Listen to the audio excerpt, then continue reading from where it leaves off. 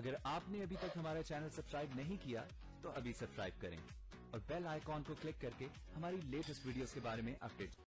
السلام علیکم۔ پریزاد ڈرامے کے نیو پرومو کے ساتھ میں آپ کو اپنے چینل میں خوش آمدید کہتی ہوں، جس میں پریزاد جب اینی کی آواز کو سنتا ہے تو اس کا یہی دل کرتا ہے کہ وہ اس کو جا کے ملے، اس لیے وہ اپنے مینیجر اس کی ڈیوٹی لگا دیتا ہے کہ وہ اینی کے بارے میں پتہ کروائے کہ وہ کون ہے، کہاں رہتی ہے۔ اور جب وہ اینی سے ملتا ہے تو اس کو دیکھ کر حیران رہ جاتا ہے کہ جس طرح کی پیاری اس کی آواز ہے اس سے زیادہ خود وہ پیاری ہے، اور اسی طرح ہی وہ اس کو پسند کرنا شروع ہو جاتا ہے۔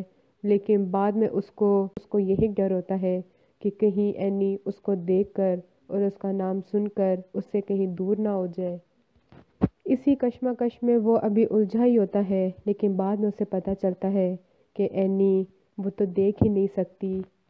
وہ پریشان تو ہو جاتا ہے، لیکن بعد میں ایک چیز سوچتا ہے کہ یہ اس کے لیے اچھا ہے کہ وہ اس کو نہیں دیکھ سکے گی، اور اس طرح اگر وہ چاہے اس کے ساتھ اپنی زندگی گزار سکتا ہے۔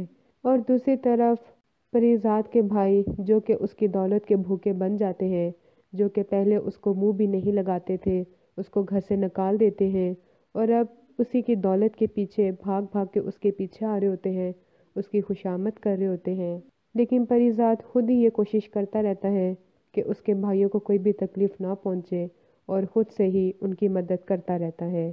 اگلی ویڈیو تک کے لیے اللہ حافظ۔